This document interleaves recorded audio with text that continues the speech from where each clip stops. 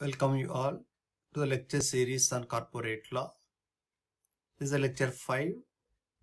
Now in the lecture 5 we are going to discuss on the prospectus, otherwise called as the letter of offer, or it also has another name which is called as the offer document.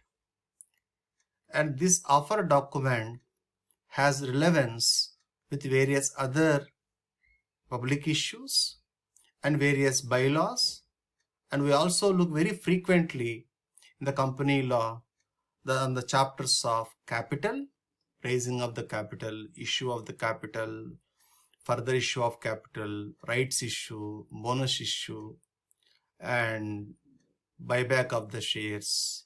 Like that, in the various aspects of the chapter on the capital, how the corporations of incorporation go to the public or go to the public through private placement or the public offer.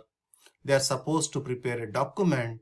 The name of the document is prospectus on letter of offer or offer document. I repeat again, it has the three nomenclatures: prospectus, offer document, and letter of offer. Moving on to the legal definition of prospectus, Section 2, Clause 70 of Companies Act 2013 defines the prospectus. Now, when you see the legal definition of the prospectus, it says any document described issued as a prospectus, right? So, they have given a very broader definition.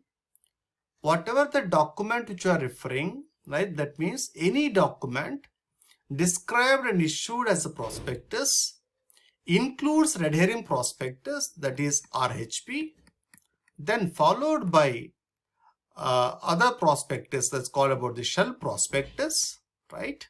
So you are finding out the two new terminologies, and also includes notice, circular, advertisement, other document inviting offers from the public for subscription or purchase of securities of the body corporate.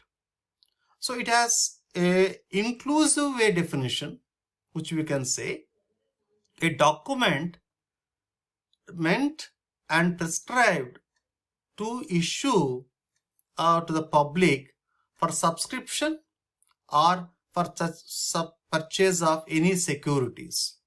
Now, when we look about securities, right, the terminology of securities, let me take all of you to the definition of securities under the corporate law regime, because when you are reading the terminology of securities, here I just want to bring to your attention, in the Companies Act 2013, you find very frequently the term of the securities. Securities includes, according to the Section 2, Clause H of Securities Contract Act 1956. You may have a doubt how the 1956 Act SCR will apply to the 2013 Act. It is applicable as per the 2013 Act. The application is there, the prospective application. Don't get confused. 1956 Act of the Securities Contract Act will applicable to the Companies Act to the definition of securities, because Companies Act 2013 refers to the Securities Contract Act when the definition or the terminology of securities comes. The learners or the students who want to learn the corporate law, whenever you see the terminology of securities, kindly remember all these financial instruments or the financial products. What are these financial products? One is about the shares, scrips, stocks, bonds, debentures, debenture stock, and marketable securities. And here we can put in the two different languages. One is called equity capital instruments. The other one is debt capital instruments. This we will discuss in some other lecture. What are these types of capitals? Try to understand in the first subclause they referred shares and debentures. Second, derivatives. Third, collective investment schemes. And SURFACE Act, you have about the security interest. Then you are talking about the mutual funds. Now come to the mortgage deeds, right? Then government securities, rights or interest in securities. You may have what are these rights and interest in securities? GDRs, ADRs. So we have the depository receipts. Now let us go back where we have started our lectures. Under section 2 clause 70, the prospectus includes a document and which is prepared and moving or approaching to the public for the subscription and purchase of securities by the body corporate. Say for example, if the public limited company wishes to raise the capital by issuing of the shares, by issuing of the bond or by issuing of the debentures, it is supposed to prepare a document that is called as the prospectus.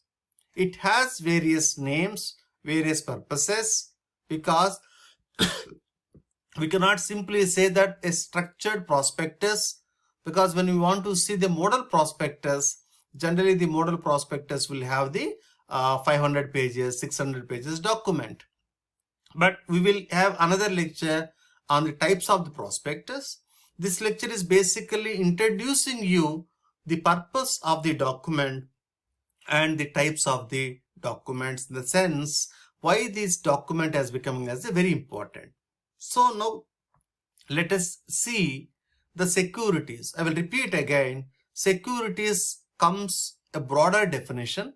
Securities includes shares, debentures, bonds, marketable securities, derivatives, collective investment schemes, security interest, mutual funds.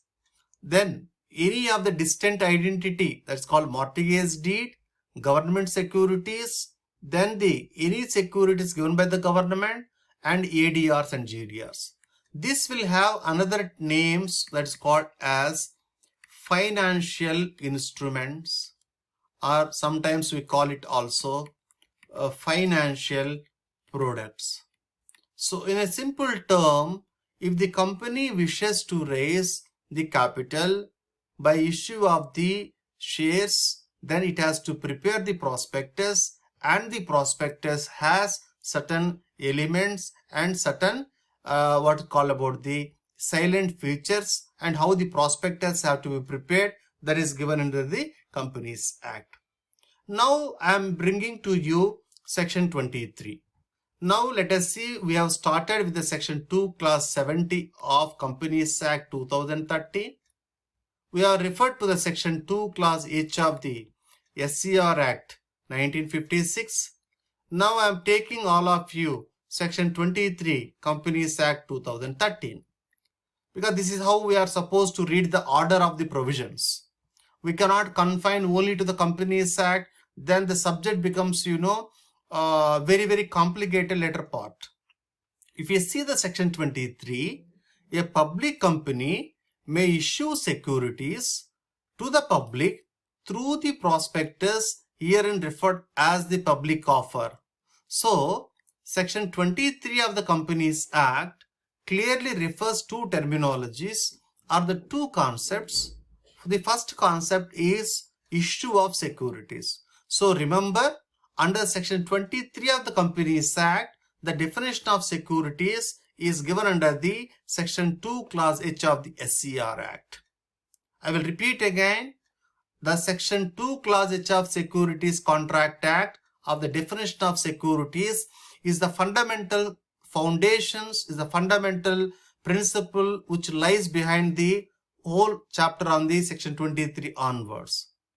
Section 23 of the Companies Act defines and deals with regard to a public company may issue the securities.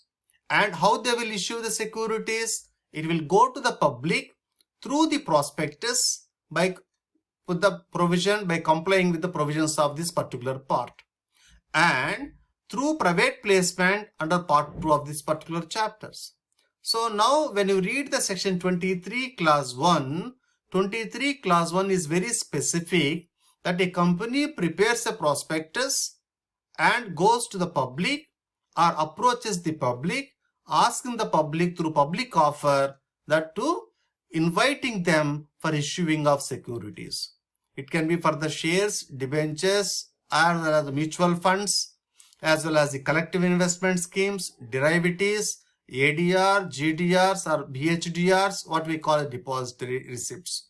So now combined reading of the section 2 clause 70, 2 clause H, section 23, we can understand the importance of the document, that is the prospectus, which has the relation of the sections of 23 and 2 clause H.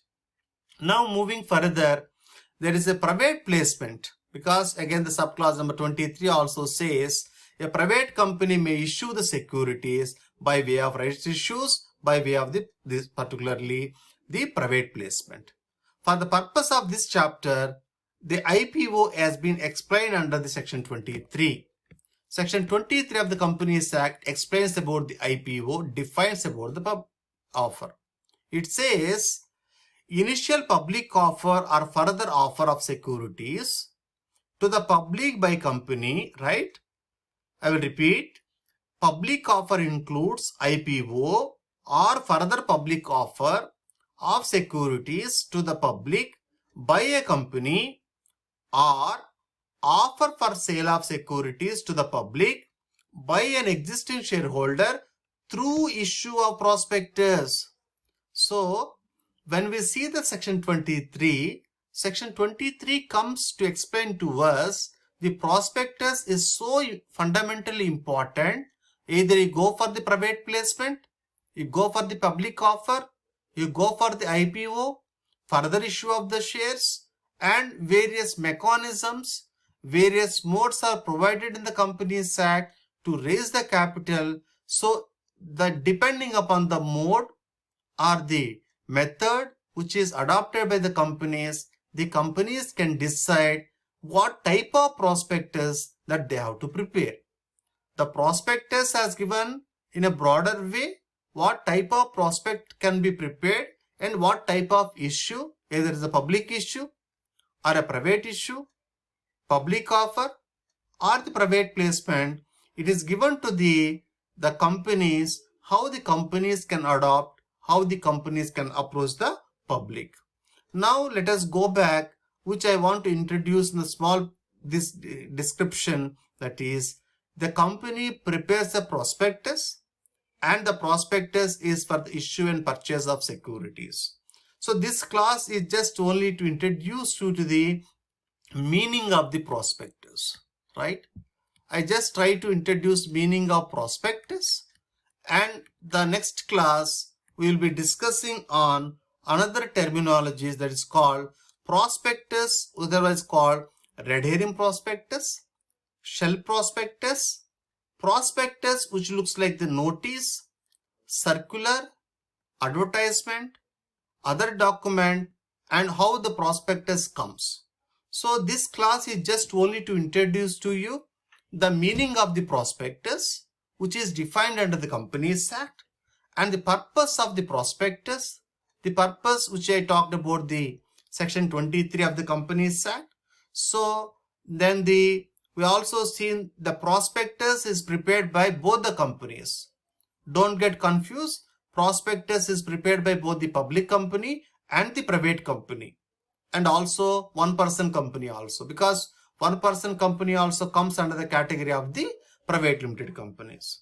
In the next class, we will see the types of the prospectus, right? The types of the prospectus, and also we will see contents of the prospectus in the next class. Okay, then it will make us to understand very easily subject. So all of you listen carefully and we make any of your suggestions and comments after listening. Thank you. We will meet you again in the lecture number 6 with regard to the types and contents of the prospectus. Thank you. Take care. Bye.